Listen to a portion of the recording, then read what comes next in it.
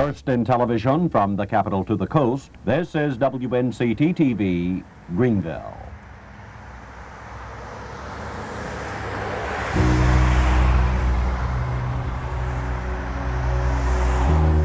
(3221) South Evans Street, Greenville, North Carolina. WNCT TV's one and only home from the beginning to today. It is here where WNCT TV now produces nearly 40 hours of local news and entertainment programming every week. But 70 years ago, things looked much different.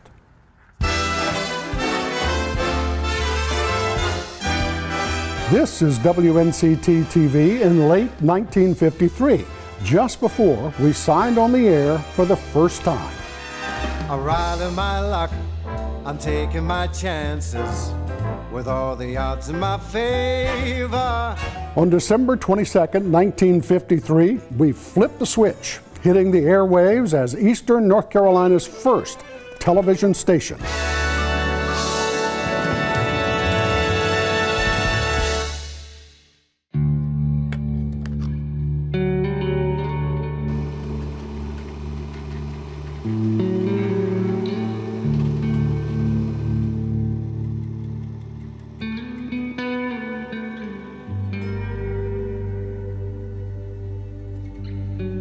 For 70 years, WNCT has served Eastern North Carolina, bringing local news, weather, sports, and important information into your home.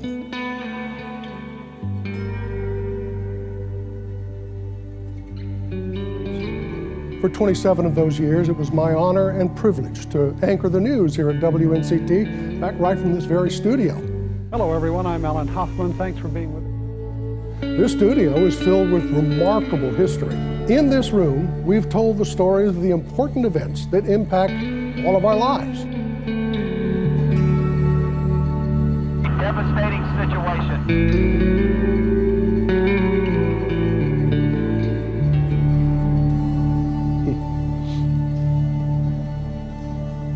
It's amazing how it all changes. Amazing how it all changes.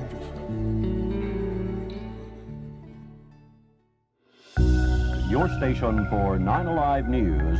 This is WNCT TV, Greenville.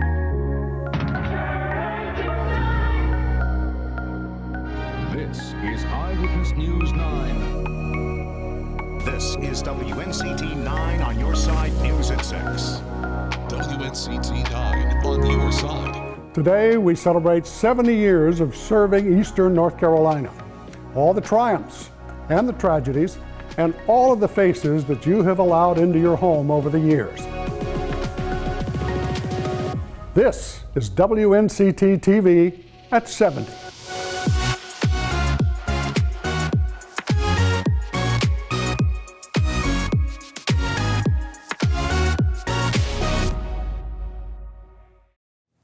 From the moment WNCT TV signed on the air, the station set the standard in quality programming. And not just primetime programming from CBS, but quality local news and weather reports, especially for area farmers. And for a considerable period of time, Channel 9 was the only station the people in some 40 counties of Eastern North Carolina were able to watch. First in television from the capital to the coast. On December 22nd, 1953. This is WNCT TV, Greenville. WNCT became the first television station east of Raleigh to hit the airwaves, and just the fourth in North Carolina. A 33-year-old preacher turned broadcaster named Hartwell Campbell had the vision. A hometown boy, WNCT TV was his brainchild. It was an area that he loved, and he believed in it, and he believed that's where he wanted to live and raise his family and participate in the affairs of the community. There were many dreamers who were involved in this, and while I personally believe my dad deserves a lot of the credit for what happened, there were a lot of other people that were involved in it also. And so it began with a series of weather forecasts, a valuable service to farmers, driven by former Navy officer Sherman Husted. 5 forecasts a day, some from the station's backyard, next to the hogs. Yes, a 60-sow swine farm where farmers got on-the-spot live shows shot from the bed of a pickup. In 1959, WNCT introduced what would become the longest-running morning show in eastern North Carolina history, Carolina Today. Well, 7 o'clock in the morning time, friend, and here we go, strolling in with Carolina Today. Just 2 years later, a man named Roy Park bought the station. WNCT would be Roy Park's flagship station for 35-plus years. Well, talking to two guests again here on our 21st birthday. The faces would change. John Spence, Jim Woods, Slim Short, Sherman Husted, but the mission stayed the same. This is WNCT TV, Greenville. Good evening. Welcome to News Center 9. I'm Kim Frazier. And the effort to bring top quality coverage to the east remains steadfast. Governor Jim Martin was on hand to kick off the state's first day of flue-cured tobacco sales, including around-the-clock coverage of the East's biggest events.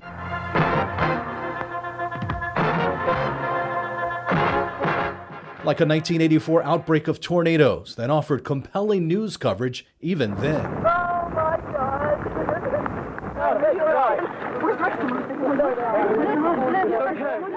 From the 80s, Atlantic Coast Conference football, through the 90s, gardening is the most popular outdoor to farm news at noon. First in news, Rex Rowland, tonight at 11. Came even more new faces. More than 600 Pepsi Club members are in town, and it's not hard to spot them. Some you still see today. With Brian Bailey and Todd Gibson.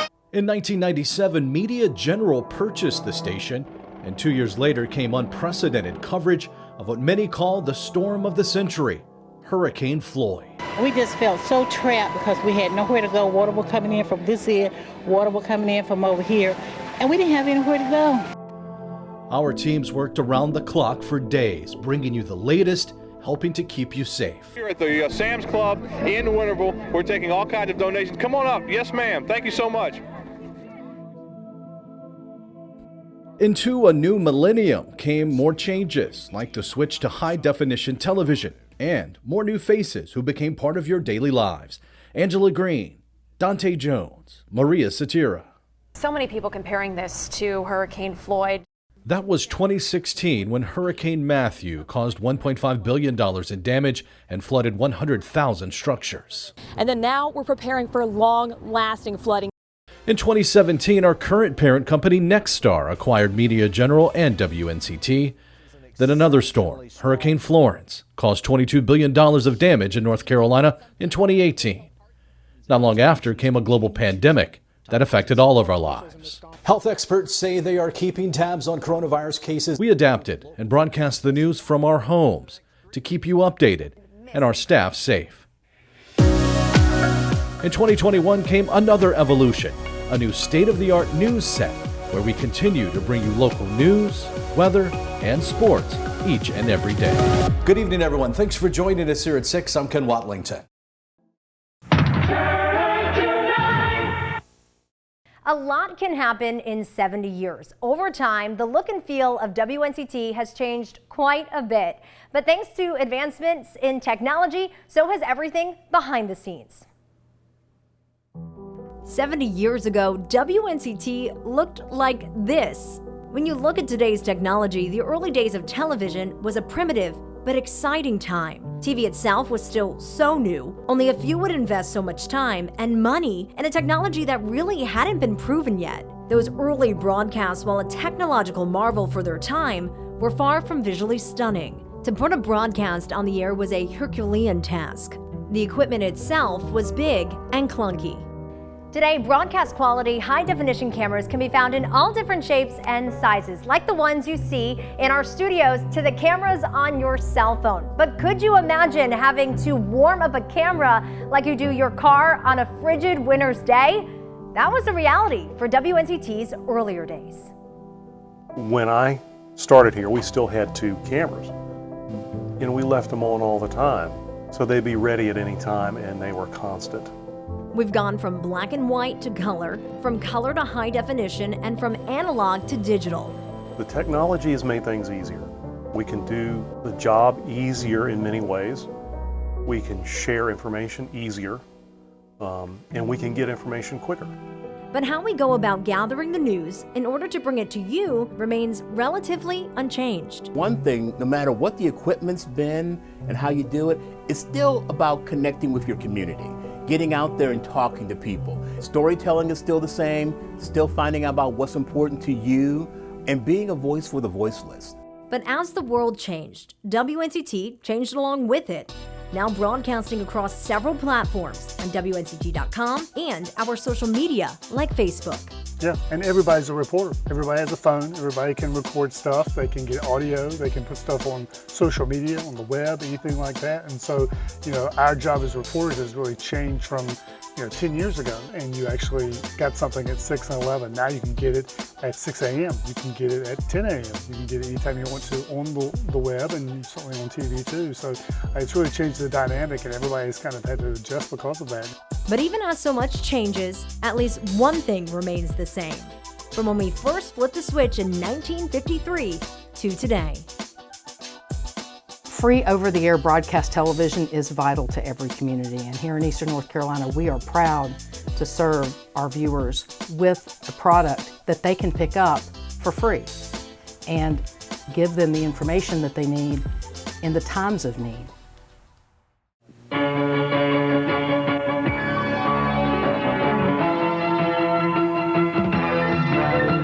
First in news from the capital to the coast. This is News Center 9's 6 o'clock report, live from the studios of WNCT TV. Hello, everyone. I'm Alan Hoffman. I thank you for being with us on the First in News tonight. It was a lot of responsibility because so many had come before me who were just so good. I mean, who can, Jim Woods and Slim Short and all those people you knew in the morning who had been here already for decades and decades. So it was a big responsibility when I sat at that desk for the first time. Nobody knew me. I thought, well, what am I going to do and how am I going to be the person that they can look to and trust? And I had, Jim Woods told me, he said, just do you and be honest. And I said, yes, sir. And that's what I did for 27 years. He was that trusting face and that trusting voice that people needed to hear. Especially when we were going through Hurricane Floyd. He was very comforting in some of the hardest days in Eastern North Carolina. Over my 40-year career, this was the biggest story that I've ever covered. 7 days on the air, day and night. That's the secret. When people can believe you, then they'll watch and they'll trust what you say. That's a hard thing to maintain.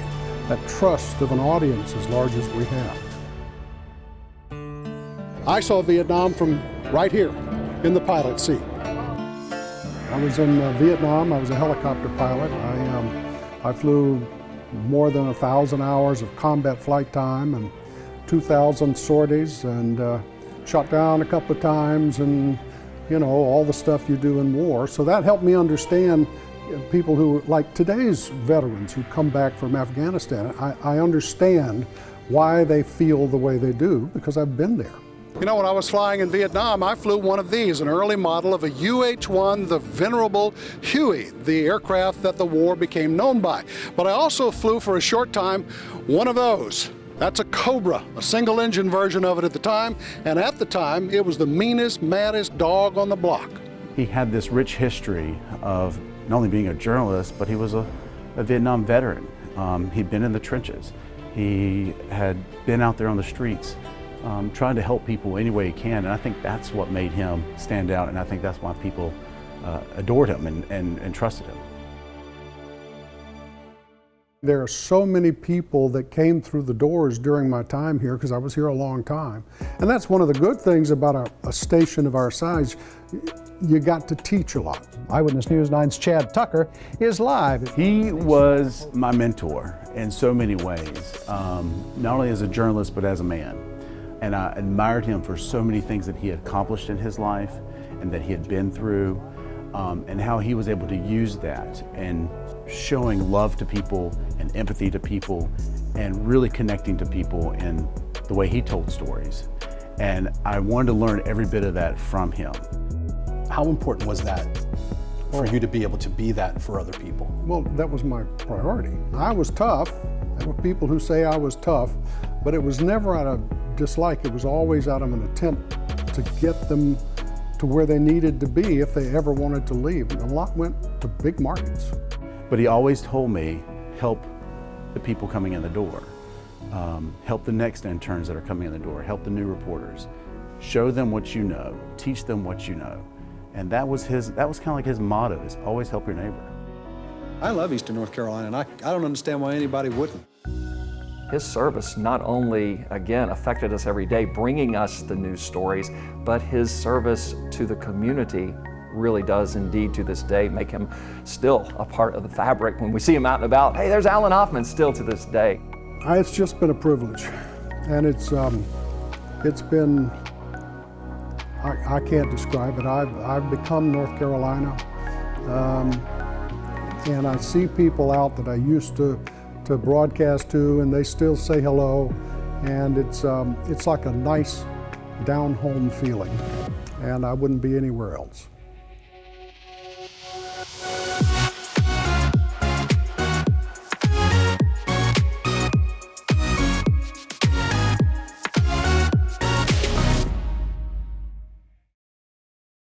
Growing up on a farm in eastern North Carolina, weather was far more than a casual topic of conversation. It was directly tied to our livelihood.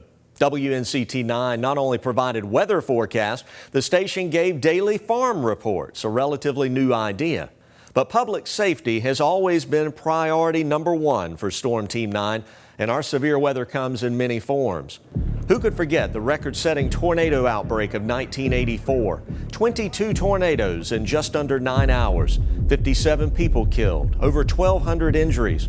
But we've also seen our share of snow, like the White Christmas of 1989, 1 to 2 feet in some counties. But it's the hurricanes that people remember the most. Category 4, Hurricane Hazel in October of '54, Bertha and Fran in '96. The record-setting floods of Hurricanes Matthew and Florence, which tested our modern forecast models. But it was really the lessons we learned from the original storm of the century that helped us to become better meteorologists. It was 1999 with a hurricane named Floyd. Hurricane Dennis was the precursor for inland flooding as Floyd arrived 2 weeks later.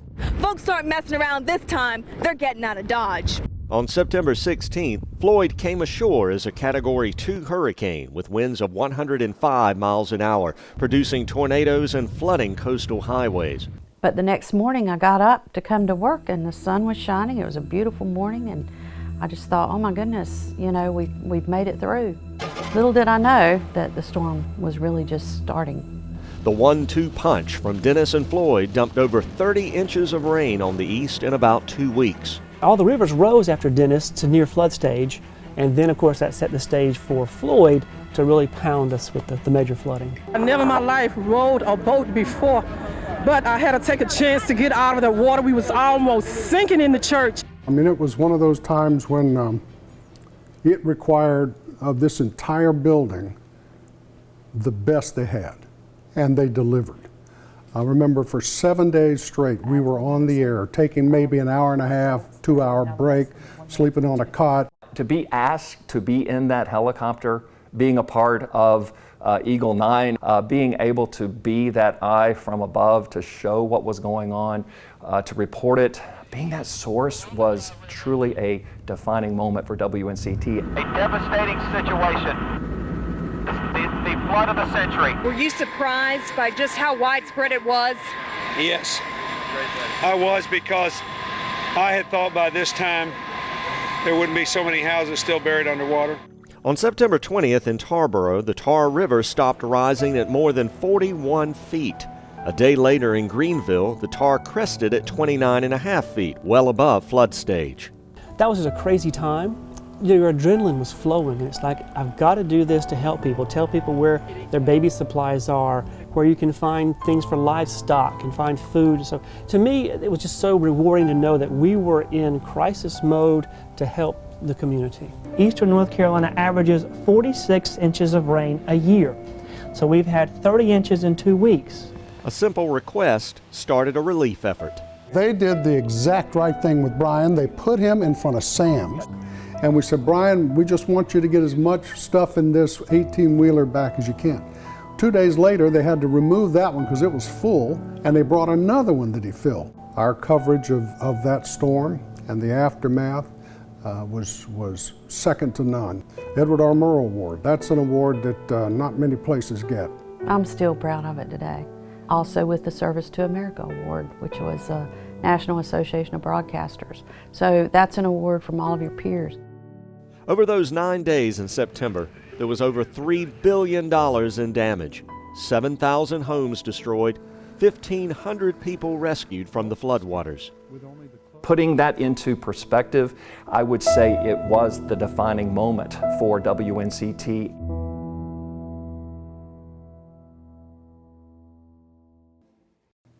Since just about the beginning, WNCT set the standard for morning news. And weather. You can find us here every morning with an accurate forecast and up-to-the-minute news to get your day started right. And it all started back in 1959 with a morning show that lasted 39 years. A show featuring some of the most memorable personalities in Eastern North Carolina. And that show, of course, is Carolina Today. You know, everything that moved in Eastern Carolina moved through Carolina Today, so you had your finger on the pulse of what was going on in Eastern Carolina. And here we go, strolling in with Carolina Today from now to 8 o'clock. To start your day on Carolina Today in its heyday everybody watched Slim, Jim, and John, and the anchors, including Diane Bowen.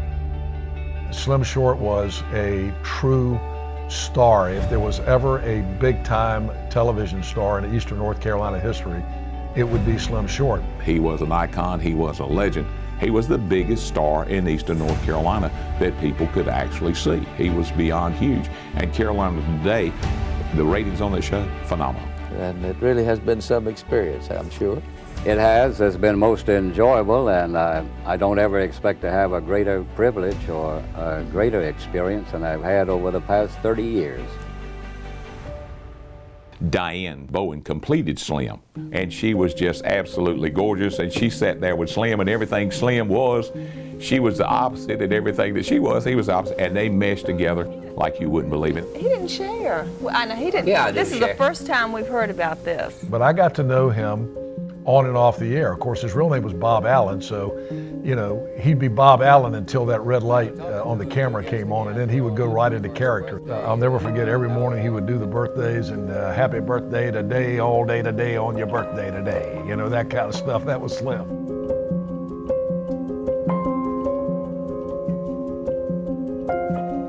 He and Jim Woods had a very good rapport. And then the banter between Slim and Jim Woods was always something unbelievable too. He was amazing to me. Jim Woods would come in and do the morning weather, then he'd do the noon weather, then he'd come back and do the evening show with me at 6 and do the night show with me at 11, and go home, and they say he slept on a lazy boy, and he got up at 4 o'clock in the morning and started the whole thing over again. Not a pleasant morning on a Thursday. It's the 5th day of December. Jim Woods was amazing. When I got there, he was up in age, and he had so much energy. We were a long way from home, and I'll never forget Jim Woods telling my husband, he said, "You take care of her at home, and we'll take care of her here at NCT." He said, "We're a family," and we absolutely were. Jim was one of the nicest, kindest people that you will ever meet in your life. I love Jim Woods. I mean, he was a great mentor to me, always very kind.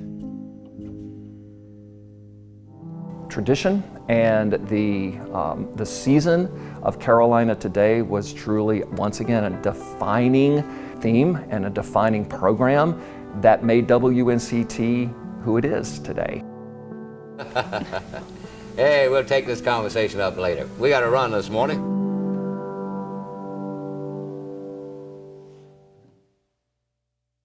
You can't think of Eastern North Carolina without thinking of sports. From Little League to high school to the ECU Pirates, one man has brought you all of the action for nearly 40 years on WNCT, but his impact on this station and this community goes well beyond the scores and highlights. From Ficklin Stadium on the campus of ECU, Brian Bailey, News Center 9 Sports. Started here in 1984, October 1984. I just wanted to get a job. I was desperate to get a start somewhere. I was like everybody else. I wanted to start somewhere small and then move on to a bigger city and make more money and that kind of thing. It didn't work out that way, but it worked out for the best. It is a privilege to work with him every day. He brings such a wealth of knowledge and information, and he is a fantastic broadcaster in an era where it's hard to find true broadcasters. Now, Brian is passionate about what he does, passionate. In my view, he is the best sports guy in the state. Just watching him, you can understand him.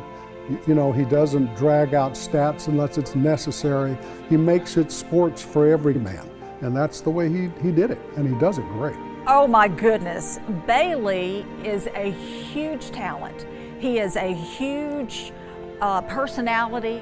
For him to have been there so long, it really speaks to his talent and his love for the Down East community.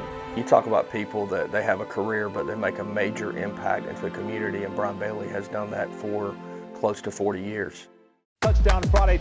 This, of course, is Touchdown Friday. Touchdown Friday. You know, when you think of things that you're proud of, I mean, I think I'm really proud of Touchdown Friday. I think that we kind of started that from scratch, and so now we do a half an hour. We're the only station in the market that does a half an hour high school football. What Brian Bailey has done for high school sports is unbelievable. And no disrespect to anybody, but Brian Bailey brought high school sports to a new level. Brian Bailey brought ECU sports to a new level. I think the one that pops out the most is the Peach Bowl, January 1st, 1992, because obviously that was the dream season. The chant, we believe, it gives me chill bumps to think about it. And then the comeback the Pirates made, and they won the game 37-34. And the Little League World Series, you can't leave out the 2 trips that Greenville made to the Little League World Series. They were incredible. I'm Brian Bailey in Williamsport, Pennsylvania, as the Greenville Tar Heel Little League All-Stars get set for the 1998 Little League World Series. I love you, man. I love you more. I love him as a friend, as a brother, and of course in the profession, as a media giant, I think. Bailey, I just appreciate the person that you are. You're a much better person than you are news anchor, sports broadcaster. No offense, you're good at that, but you're a great human being, and I just appreciate everything you've done for East Carolina and this community.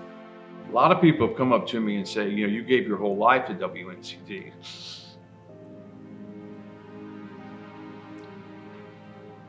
And really, WNCT gave me a great life. I raised 2 great kids, and then I got a second chance in life and helped raise 2 more great kids. It's a great community. I got a chance to be a part of it, and it's meant the world to me. And 39 years seems like 39 minutes, and if I can go 39 more, by God, I will, because it's just meant the world to me. I mean, you couldn't have a better career than what I've had. And beat the Panthers at Ficklin Stadium today. 70 years of television at WNCT, and I know firsthand that 39 of those 70 years absolutely flew by. As you saw earlier in the show, I do get emotional when I think about WNCT and my time here. I've seen some of the greats come and go.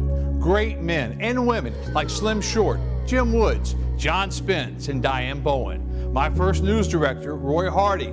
Anchors like Alan Hoffman, Roseanne Haven, and Maria Cetera. I think about those before me like Sherman Husted, Bill Norwood, Vance Morris, and many, many others. I've always believed that working at WNCT is a privilege. It has been a privilege for all of us to come into your homes each day and deliver the news, the weather, and of course the sports. 70 years of television in Eastern North Carolina on WNCT, and my, how it's all changed. What's the future going to bring? Well, nobody really knows. What we do know is that WNCT will always be there. After all, 9 is on your side. Thanks for allowing us into your lives, and here's to the next 70 years.